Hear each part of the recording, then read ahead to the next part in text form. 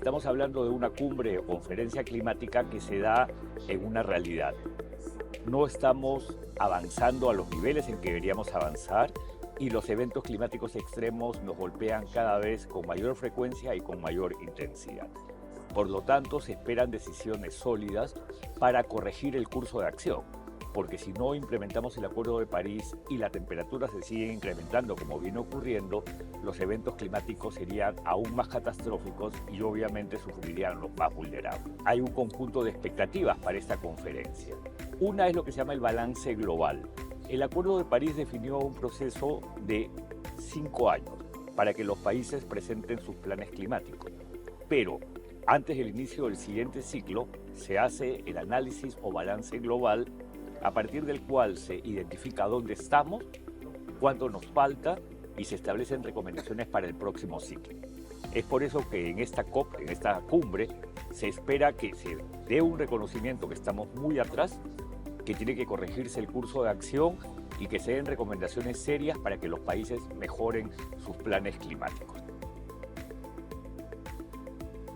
Es el primer balance global, pero es bien importante precisar que aun cuando se llama balance global, en inglés le dicen Global Stocktake, más que un balance que en realidad nos va a confirmar lo que ya sabemos, lo que queremos es que las recomendaciones sean sólidas y aún más mandatorias. ¿Por qué?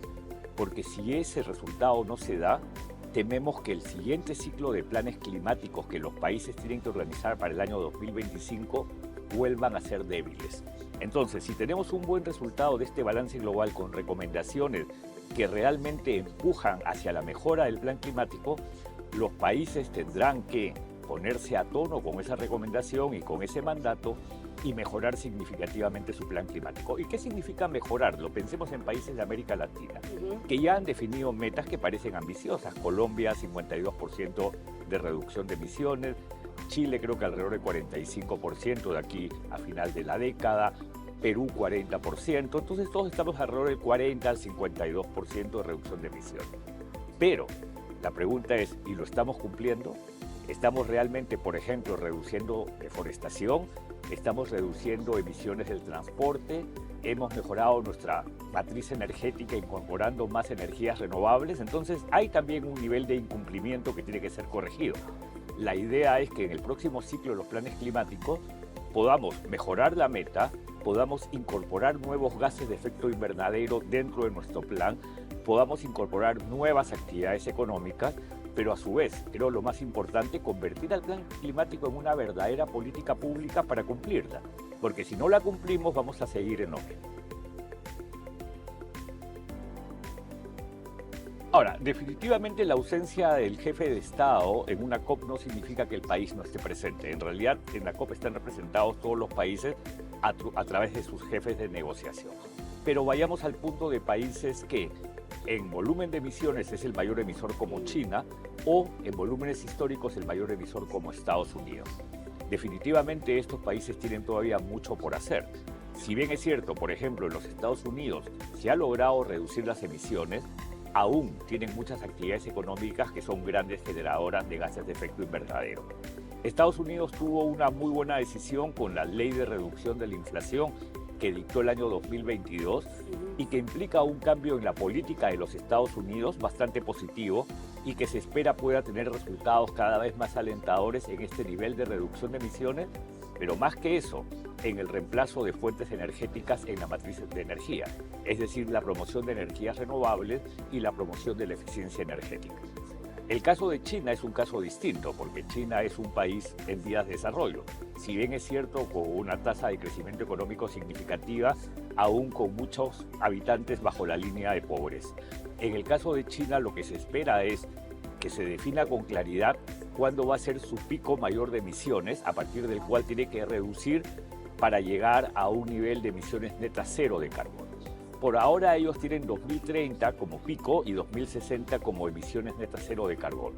Pero se espera que China mejore esa meta, retroceda el tiempo en el sentido de adelante el cumplimiento de ambas metas, porque, por ejemplo, debe salir gradualmente de la quema de carbón como fuente de energía. Eso es algo importantísimo, no solo para China y los Estados Unidos, sino también para el mundo. Sabemos que una de las medidas de éxito de esta COP es salir de los combustibles fósiles con un tiempo determinado, como ha dicho el secretario general de Naciones Unidas, Antonio Guterres, pero también con rapidez, porque si no cumplimos con esa salida, no cumpliremos la meta en esta década decisiva y no llegaremos al 2050 con emisiones netas cero de carbono. El Fondo de Pérdidas y Daños, o el Mecanismo Financiero de Pérdidas y Daños, se creó en la COP27 en Egipto, en Sharm el-Sheikh, y complementa otros fondos que tienen otros propósitos paralelos o complementarios en materia climática. Tenemos el Fondo Verde del Clima, que es el fondo que ha permitido que en América Latina muchos países financien proyectos, sea de mitigación o de adaptación al cambio climático. Tenemos el Fondo de Adaptación, orientado justamente a los países que tienen alta vulnerabilidad y que necesitan financiar acciones de adaptación orientadas a obtener la resiliencia. Pero el de pérdidas y daños tiene una característica especial. Se llama pérdidas y daños porque sabemos que hay algunos daños que van a ser irreversibles. Es decir, hay algunos daños que van a implicar una pérdida absoluta o del Estado, en especial los estados insulares, del territorio me refiero, o de una actividad económica o de una forma de vida.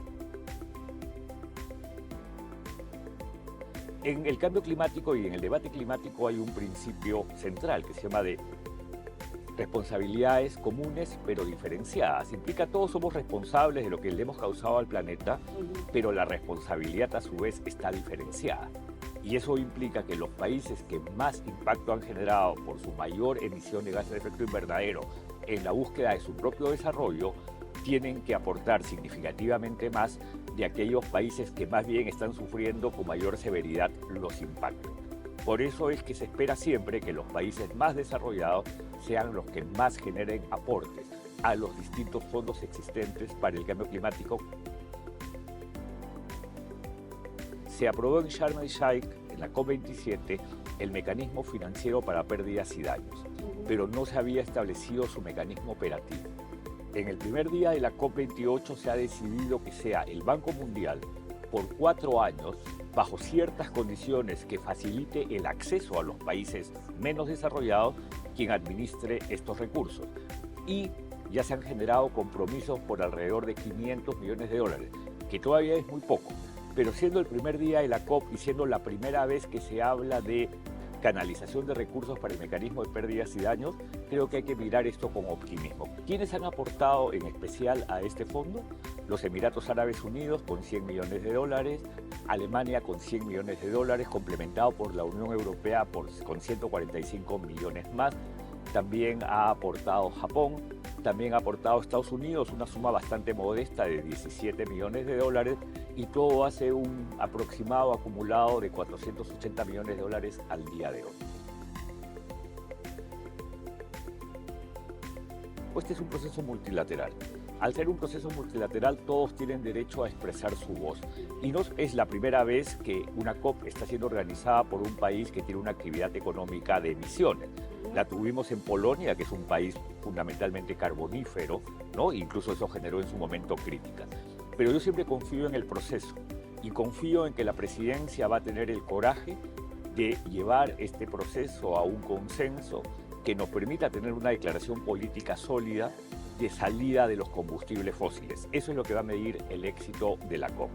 Obviamente hay otras cuestiones complementarias que deben ser aprobadas. El balance global debe generar un resultado fuerte para mejorar el ciclo de los planes climáticos del año 2025. Debemos avanzar en lo que se llama la nueva meta cuantitativa global de financiamiento climático. Tenemos que avanzar en lo que se denomina la meta global de adaptación, para que adaptación tenga más recursos y tenga una métrica que nos permita medir el progreso en sus acciones.